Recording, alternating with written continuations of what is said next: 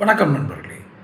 Delhi CBI அலுவலகத்தில் விசாரணைக்காக ஆஜரான தவேகா நிர்வாகி ஆதவ் அர்ஜுனாட்ட சில கேள்விகள் கேட்டிருக்காங்க. அது என்ன கேள்வி கேட்டாங்க அப்படிங்கிறது சிபிஐ தரப்புலேருந்து சில தகவல்களை கசிய விட்டுருக்காங்க.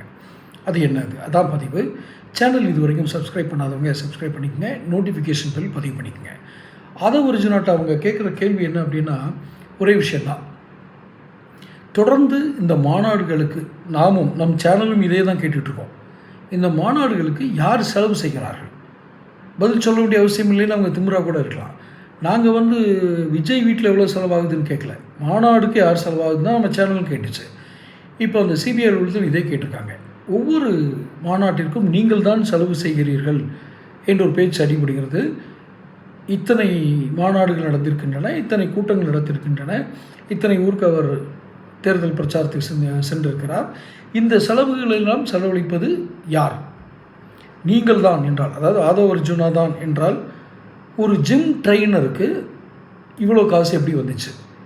இல்லை உங்கள் மாமனார் லாட்ரி அதிபர் மார்ட்டினுடைய பணத்தை நீங்கள் செலவு பண்ணுறீங்களா? ஏன் இதில் செலவு கணக்கு வருது அப்படின்னா ரொம்ப முக்கியம். இந்த செலவு கணக்குங்கிறது ரொம்ப முக்கியம். காரணம், இத்தனை கூட்டங்களை கூட்டுவதற்கு இவர்கள் எதுவும் பணம் செலவு பண்ணுகிறார்களா என்ற கோணத்தில் தான் சிபிஐ இது பண்ணுது. பட் விஜய் ரசிகர்கள் அப்கோர்ஸ் திட்டுவாங்க, அதெல்லாம் நாங்களாக வந்த கூட்டம் அப்படின்னு இருக்கலாம், உண்மை இருக்கலாம் அதில்.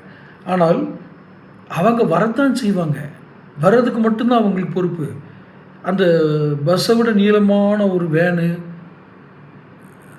கிட்டத்தட்ட ஒரு 15 ட்ரோன் பறந்துருக்கு கரூர் பெருந்துயரம் நடந்த அந்த இடத்துல. உள்ள ஹைடெக் சிசிடிவி கேமரா இருக்குது. இதெல்லாம் செலவு பண்ணுறது யார்? இது ரசிகர்கள் நிச்சயமாக பணம் கொடுக்க மாட்டாங்க இல்லையா?